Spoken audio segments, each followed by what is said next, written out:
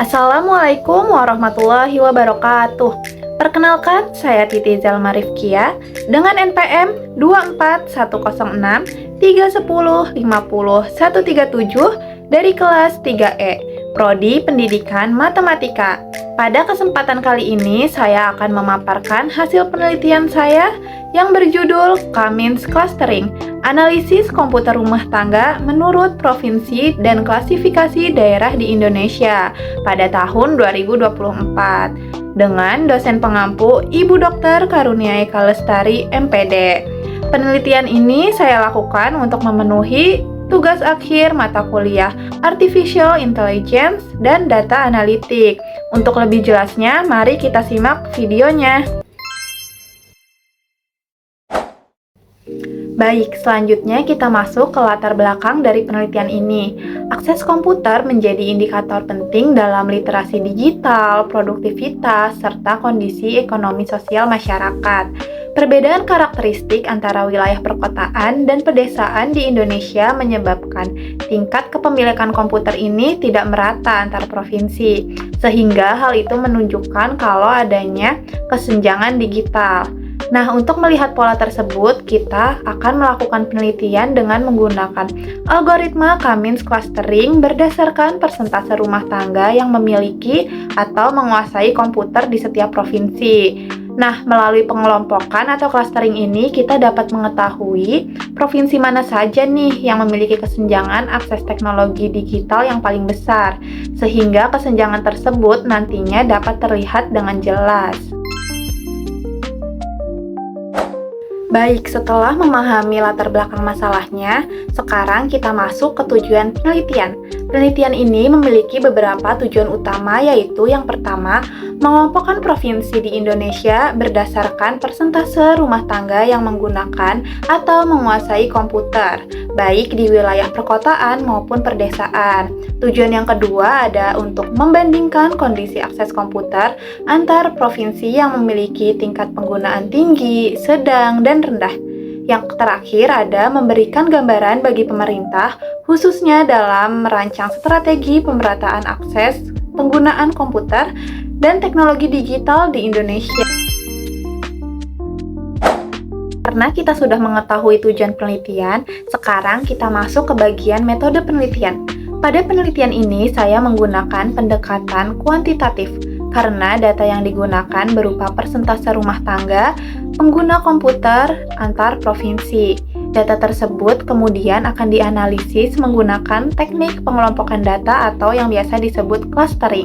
Untuk metode penelitiannya sendiri ini menggunakan metode non-eksperimen atau ex post facto, yaitu memanfaatkan data yang ada tanpa melakukan eksperimen secara langsung. Metode ini sangat cocok untuk melihat pola pengelompokan provinsi berdasarkan kesamaan karakteristik. Nah, untuk variabel yang digunakan itu terdiri dari dua variabel utama. Yang pertama ada persentase rumah tangga pengguna komputer di wilayah perkotaan, dan yang kedua ada persentase rumah tangga pengguna komputer di wilayah pedesaan. Nah, untuk sumber datanya sendiri ini saya ambil dari Badan Pusat Statistik atau BPS melalui publikasi resmi mengenai persentase rumah tangga yang menggunakan komputer menurut provinsi dan klasifikasi daerah pada tahun 2024. Baik, sekarang kita masuk ke bagian teknik analisis, di mana saya menggunakan metode unsupervised learning, yaitu Cummins Clustering, untuk mengelompokkan provinsi berdasarkan persentase rumah tangga yang memiliki atau menguasai komputer. Data yang digunakan yaitu data numerik. Nah, sebelum kita menganalisis, data ini sudah dilakukan standarisasi agar skalanya itu seimbang. Algoritma Cummins bekerja dengan membentuk klaster yang cenderung berbentuk bulat, di mana setiap klaster diwakili oleh sebuah sentroid sebagai klasternya, atau biasa disebut titik pusat. Hasil pengelompokan pada penelitian ini menunjukkan bahwa ukuran antar klaster relatif seimbang dan tidak terdapat outlier ekstrim yang dapat menarik posisi sentroid secara tidak wajar. Dengan demikian, metode Cummins dapat digunakan secara efektif untuk melihat pengelompokan provinsi berdasarkan akses komputer di Indonesia. Baik, setelah kita memahami teknik analisis yang digunakan, selanjutnya saya akan menjelaskan bagaimana proses pengolahan datanya dilakukan menggunakan RStudio.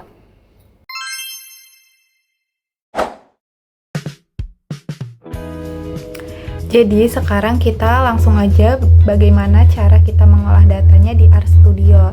Yang pertama yaitu kita masukin input data terlebih dahulu. Kita bisa klik import dataset, lalu kita klik from Excel karena data yang sudah saya buat itu berbentuk Excel. Lalu kita browsing. Selanjutnya karena saya menyimpan datanya di dokumen dengan nama persentase penduduk yang menggunakan klaster, kita bisa open.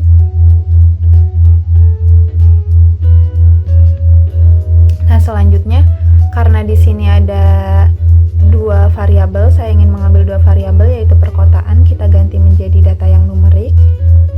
Lalu yang perdesaan juga kita ganti menjadi data numerik. Lalu setelah itu kita copy kode previewnya lalu import. Nah, di sini sudah terlihat ada beberapa provinsi, yaitu ada 34 provinsi dengan persentase perkotaan dan perdesaannya. Lalu selanjutnya kita akan mengecek struktur datanya untuk mengetahui data itu terdiri dari berapa baris dan kolom. Nah, kita bisa menggunakan fungsi string. Di sini udah ada skripnya, kita tinggal running. Nah, ternyata data ini tuh terdiri dari 34 baris dan 3 kolom dengan kolom provinsi yaitu ada Aceh, Sumatera, dan seterusnya. Lalu ada perkotaan dan perdesaan dengan beberapa persentasenya. Lalu bisa kita lanjut running. Nah, sebelum kita mengolah datanya, kita bisa memanggil beberapa library, yaitu ada library cluster untuk analisis cluster, terutama untuk siluet. Lalu library Facto Extra itu untuk visualisasi clustering, untuk metode elbow, siluet, dan grafik. Dan library ggplot untuk membuat grafik, dan library table untuk menjadikan kolom provinsi menjadi row names. Library tidyverse untuk mempermudah proses manipulasi data. Lanjut aja kita running semua library ini agar bisa langsung kita gunakan. Nah, selanjutnya kita bisa hapus row names lama, yaitu untuk memanipulasi data kita menggunakan fungsi row names. Nah, selanjutnya kita akan mengubah kolom provinsi menjadi row names agar hasil final klasternya berupa nama provinsi, bukan angka. Di sini kita menggunakan fungsi column to row names. Di sini bisa langsung kita running. Tuh. Ini untuk kodenya, untuk scriptnya kita bisa langsung running. Kita bisa untuk memilih kolom numerik. Kolom ini nanti akan dipakai untuk analisis karena hanya data numerik yang bisa dihitung jaraknya atau dikelompokkan. Jadi kita memilih data numerik yaitu ada perkotaan dan perdesaan. Kita menggunakan fungsi data num. Kita bisa langsung running. Lanjut, kita mengstandarisasi data, mengubah nilai pada kolom perkotaan dan perdesaan agar berada di skala yang sama, biar jaraknya itu seimbang dan tidak terlalu jauh nantinya. Kita bisa menggunakan fungsi data scale, langsung aja kita running. Lalu selanjutnya kita menentukan klaster. Kita akan membuat beberapa klaster. Di sini saya memilih untuk membuat 3. Kita menggunakan fungsi set aside agar hasilnya konsisten. Kita bisa langsung running. Lalu running lagi. Kita menggunakan start 25 itu agar memastikan k-means memilih hasil yang terbaik dengan cara mengolah data selama 25 percobaan awal. Di sini kita bisa langsung print. Nah, ini di sini ada beberapa clustering vektornya. Di situ ada pengelompokan datanya. Dan di sini cluster 1 itu untuk cluster sedang. Dan klaster 2 ini untuk klaster rendah, dan klaster 3 untuk klaster yang tinggi. Nah, selanjutnya kita akan print KM-RES cluster, itu untuk menunjukkan provinsi masuk klaster berapa. Print KM-RES ITER menunjukkan berapa kali proses iterasi sampai hasilnya stabil. Dan KM-RES size ini menunjukkan jumlah provinsi di setiap klaster. Kita print KM-RES ITER-nya, itu menunjukkan 2 kali proses iterasi sampai hasilnya stabil. Lalu KM-RES size, di sini klaster 1 terdiri dari 10 provinsi, klaster 2 terdiri dari 12 provinsi, dan klaster 3 terdiri dari 12 provinsi. Selanjutnya kita bisa menentukan jumlah klaster optimal dengan menggunakan metode elbow dan metode silhouette. Di sini kita menggunakan fungsi fvis_nbclass untuk menentukan jumlah klaster yang paling tepat atau optimal. Di sini kita menggunakan metode elbow terlebih dahulu. Kita bisa langsung running. Nah, ternyata di sini untuk tabel untuk klaster yang optimal menggunakan metode elbow itu menunjukkan di 2 klaster. Coba kita lihat yang metode silhouette. Kita bisa langsung running. Nah, ternyata di metode silhouette juga menunjukkan 2 klaster optimalnya. Tinggi menunjukkan bahwa klaster tersebut rapi dan provinsinya benar-benar mirip satu sama lain. Sekarang kita bisa langsung lihat nih, di klaster 2 klaster ini ada provinsi apa aja. Kita bisa langsung running. Nah, ternyata untuk klaster yang pertama itu merupakan klaster yang tinggi dan klaster 2 itu klaster rendah. Di sini ada clustering vektornya, menunjukkan beberapa provinsi dengan klasternya masuk ke klaster berapa. Langsung aja kita running.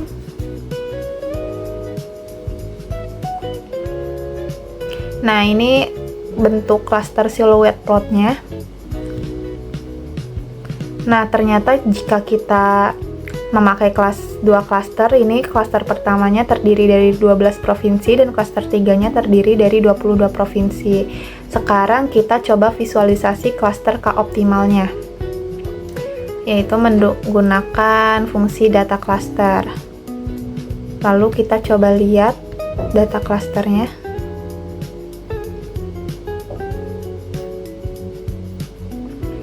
Nah, di sini sudah ada data-datanya ya, untuk provinsi itu masuknya ke klaster berapa aja. Lalu kita coba visualisasiin.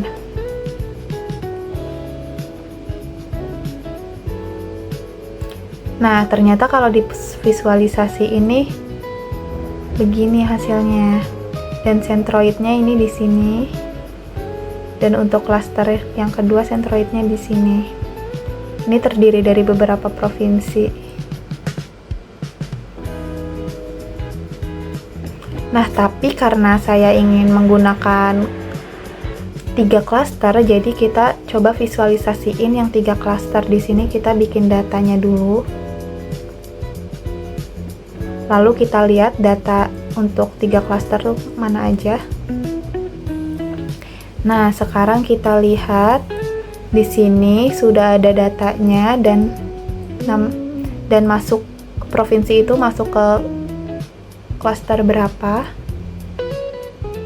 Langsung aja kita visualisasiin bentuk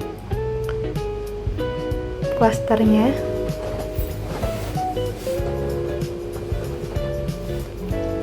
Nah, di sini terlihat bahwa ada 3 klaster ya. Untuk klaster pertama warna biru, klaster 2 kuning, klaster 3-nya itu warna merah.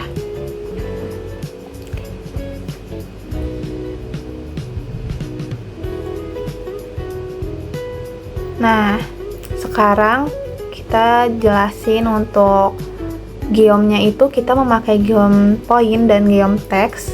Untuk REPL itu fungsinya adalah untuk agar tulisannya tidak menumpuk, dan show class cent itu untuk menunjukkan adanya centroid, dan label size ini untuk menentukan besarnya tulisan besarnya teks dalam klaster agar stabil.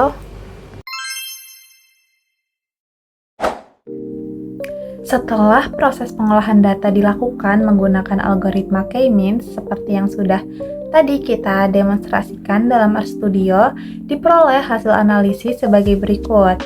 Berdasarkan metode elbow dan silhouette, jumlah klaster yang optimal adalah 2. Namun, dalam penelitian ini saya ingin menggunakan 3 klaster, karena pembagian 3 klaster memberikan interpretasi yang lebih detail, yaitu ada kategori tinggi, sedang, dan rendah.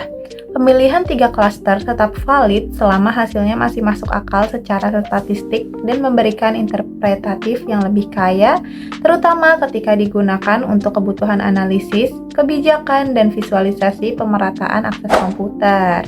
Nah, dari hasil pengelompokan 3 klaster, provinsi-provinsi di Indonesia ini dapat dikelompokkan dalam 3 kategori, yaitu yang pertama ada klaster 1, itu warna biru, itu rendah.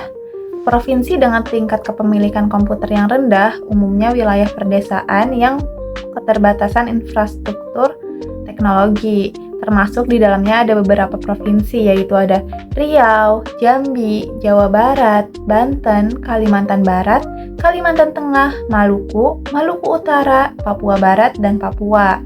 Nah, yang kedua ini ada klaster 2 dengan tingkat sedang, yaitu provinsi dengan tingkat kepemilikan komputer menengah, di mana akses teknologi mulai merata namun belum konsisten.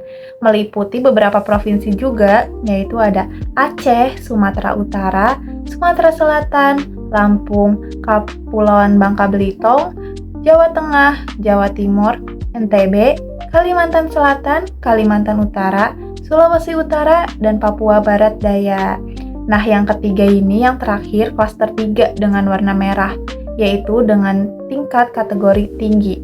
Provinsi dengan kepemilikan komputer tinggi didukung oleh infrastruktur digital yang baik, tingkat urbanisasi tinggi, serta aktivitas pendidikan yang kuat.